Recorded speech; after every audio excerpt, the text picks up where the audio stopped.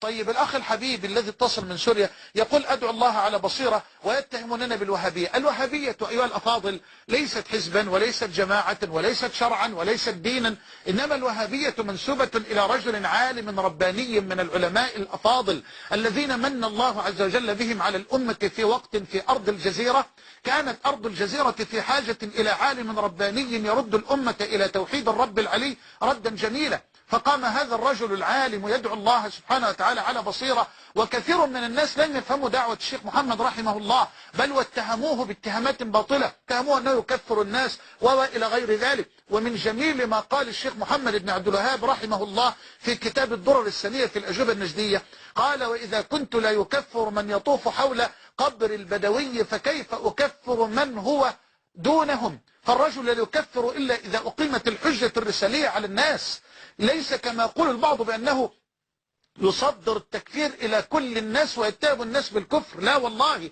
بل الرجل يطالب بأن تقام الحجة الرسالية الخاصة، ويفرق بين إقامة الحجة وفهم الحجة في كثير من المواطن التي نقلها عنه تلاميذه من أبنائه المباركين ومن أبناء دعوته من طلاب ومشايخنا وأهل العلم والفضل. فأنا أقول فقط لإخواننا، وأنا أتهم نفسي وأتهم إخواني أنا بأننا قد نخطئ في البلاغ عن الله، وقد نخطئ في البلاغ عن أهل العلم، عن رسول الله صلى الله عليه وسلم، ثم عن أهل العلم.